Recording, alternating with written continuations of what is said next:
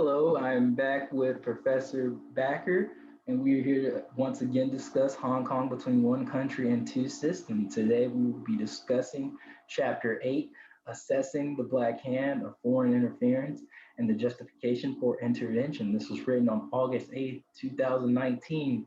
How are you doing today, Professor Backer? Very well, very well. And pleased that we are moving along these discussions. It's actually, in a way, I wish we'd had these before I wrote the book.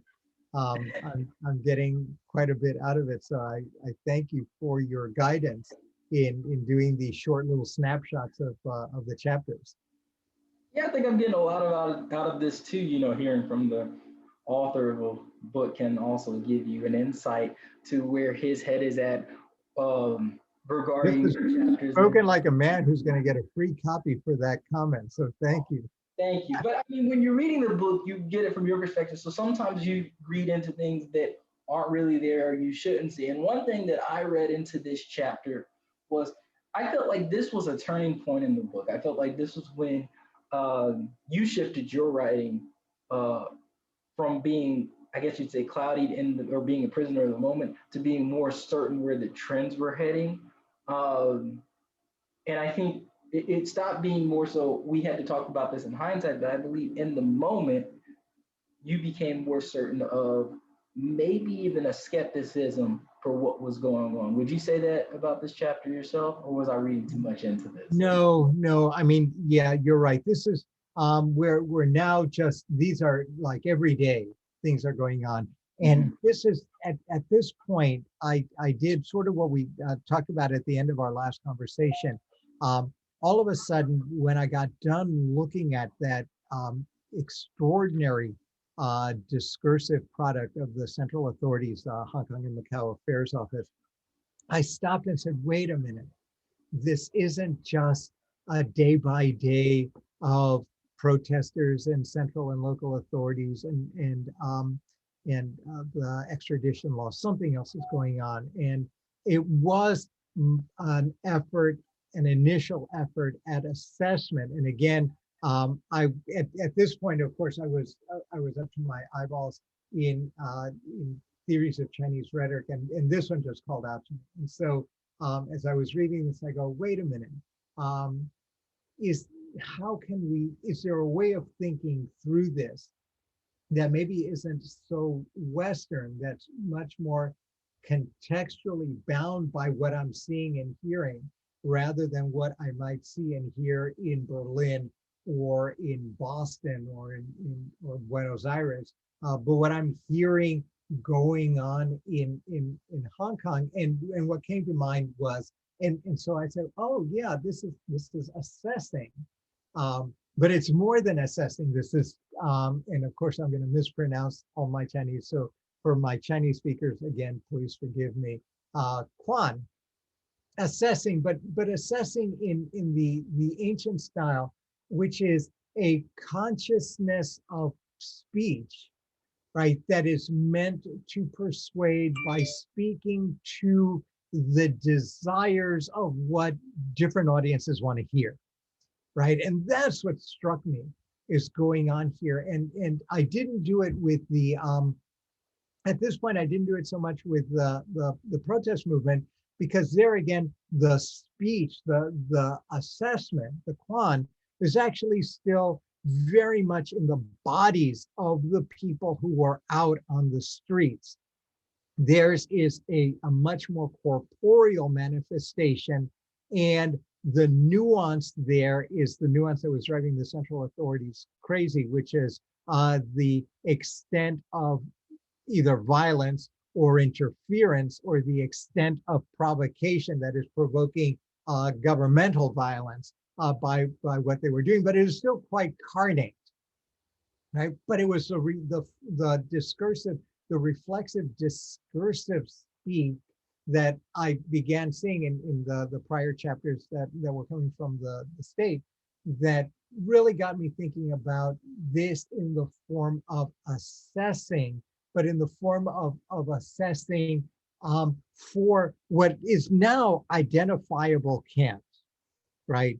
The foreign camp that the central authorities have to deal with, the internal camps, both the supporters of the central authorities and the constellation of protesters, the intellectuals, and the people back home in China, including elements of the vanguard. And so you are persuading, and I said, well, okay, so we've got what appears to be one speech act, and we've got an assessing going on. And to what extent can you look at this from that perspective? And of course, by now it was way too complicated to do this for the entirety of the discursive universe of what was going on in Hong Kong. But here, because the day before I was struck by all of a sudden, the remanifestation, the reification of the foreign. You've now got someone else on the street. It's an abstract body, but it's the body of the foreigner now rooting around Hong Kong with all of the stuff, the overtones that creates, going back from Lei Qing to the period during the Great Patriotic War, to the period leading up to and past 1949. All of this is resonating around this. And in the context of the foreigners, I said, well, let's see how that works in this context. So you go into great dialogue discussing the different types of speech. And one question I had about that is, to what extent do you believe that these strategies were effective for the central government? Oh, eventually? Yes, because we can look at it from that perspective now. Okay, all right, so we're going to do a little bit of foreshadowing. It surprisingly mixed, but maybe not so surprisingly, because we're weighing and balancing. I think the assessing worked at its best for internal audiences and for those sympathetic to the construction of the way China views the central authorities view themselves contextually within the global order. But for internal consumption, certainly. I think it was least effective with respect to those elements that were the most foreign, right? And that would be the liberal democratic camp, in the old days led by the UK, but of course the UK is now in the middle of finishing up Brexit. They've got their own mend breaking to do within the European Union. And it leaves really the critical international actors who are one, the IOs around the UN organizations in New York and very differently in Geneva, and then the great adversary, which was the US under the Trump administration. And here it got very interesting, because here you've got this weird shifting of discourse with the Trump administration somewhat reluctantly becoming the centerpiece of internationalism in an administration that tended to view internationalism with as much suspicions and with the same sense of utility as the central authorities in Beijing. And yet now they're constructed by the central authorities in Beijing as something that might have been more appropriately used for the Obama administration rather than the Trump administration. And so I think it worked at least well there, and then of course horribly mixed within the communities within Hong Kong. And then of course siloed communities would all be different. The businesses, again, it would depend. Global academic elites, the non-governmental sector, all of them would be different, but mostly mixed. And yet for all of that, the fact that it may not have won all of these different camps over did not make the development of this talk any the less successful in terms of being the narrative that had to be constructed, that had to be confronted in order to confront the issue of Hong Kong. And so to that extent, it was very successful. Okay, yeah, and I think the final question that I would have on this is, so because the protesting camp in Hong Kong would be seen as the foreign by the central government, did they still use this strategy of assessing? Well, yeah, because they weren't the instrument. In part, they were either the instrument or the stooge, Mm-hmm. right? They were the Chinese who cooperated with the great merchants and state enterprises pouring into China in the 1840s and 1850s. They were the people who were willing to trade the sovereign authority of their people by collaborating with those who don't have China's interests at heart. That would Um, still make their leaders Chinese, though, right? mm, well, ostensibly, Okay. perhaps, but directed by outside, and Okay. not directed by the Chinese. The Chinese would be, to the extent that they were involved, they would. And again, this is a viewpoint Yes. Yes. rather than reality.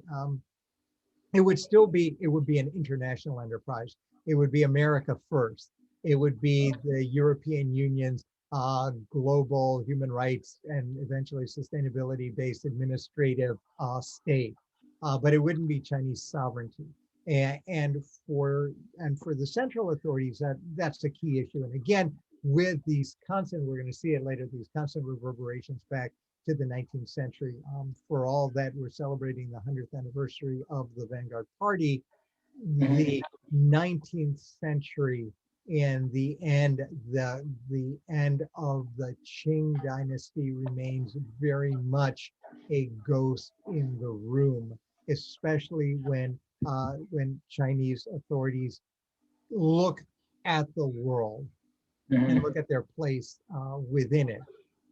It's and so you have to think about that. I think as well. And so for them for the West, right? There's been a project ongoing since 1945, Mhm. and it's got a lot of names depending on the faction that you belong to or the camp that from which you engage in this stuff. I think cosmopolitanism, globalization, not homogenization, but development of universal norms that are contextually applied. All of this convergence, right? That was the great project after 1945, and all of which ultimately requires the migration of authority out from singularities, the state, a Mhm. particular group, a particular religion, a particular economic organization, to collective. And the central authorities, having spent a century attempting to regain a muscular sovereignty, a muscular self-control, to then be confronted at the moment of the victory of all of this project that begins in earnest once the corruption of the late Qing starts during from my everyone has a different starting point, but mine is from the Qinglong Emperor uh, in the early 19th century. Um, the irony is extraordinary. My God, finally we have our country back, and then there's a knock on the door.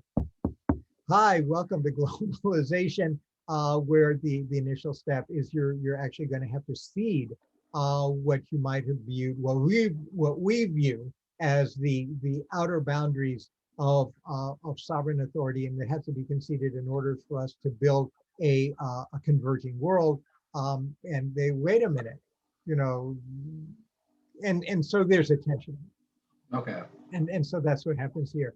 And in the process, of course, we use the elements of Qian, the different kinds of speaking that we have, erudite talk, power talk, adverse talk, all of these different forms of assessing talk.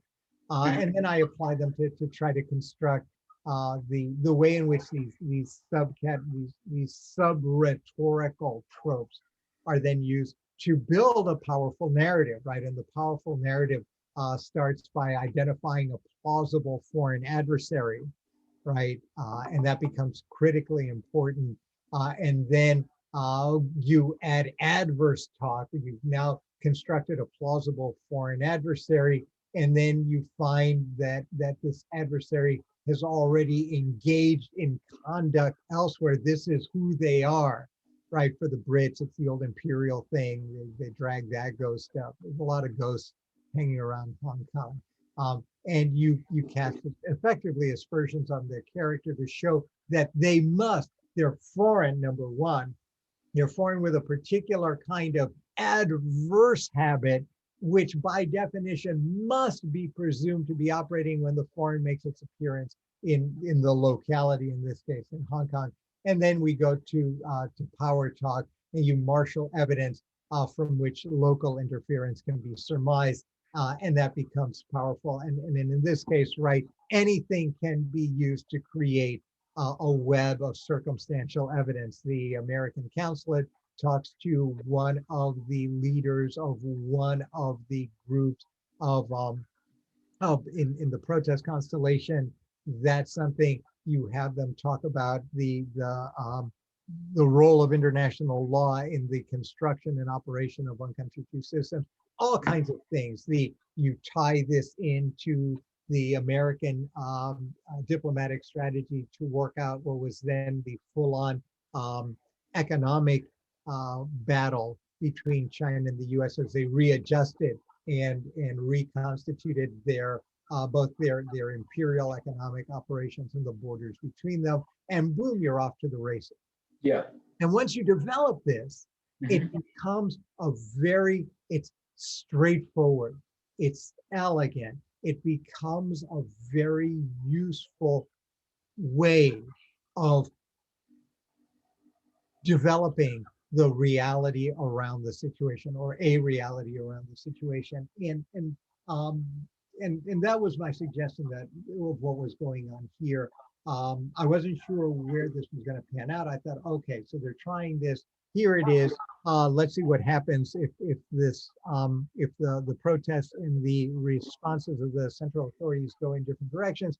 This may just come and go, and we've seen this isn't new.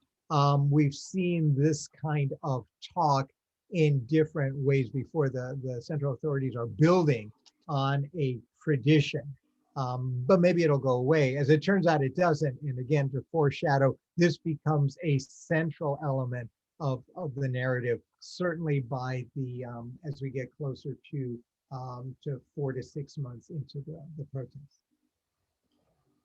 Okay, that was a very thorough analysis of that part of the chapter, and I thank you for that. But I believe that is all we have time for today. And unless there is anything else that you would like to say? No, that was excellent, and I'm looking forward to talking to you about chapter 9, where we finally get to talk about the mob, or as the French say, the canaille. Everyone both loves and loathes a whole bunch of people in the public square, and no different here. And so I look forward to our discussion of chapter 9 when next we meet.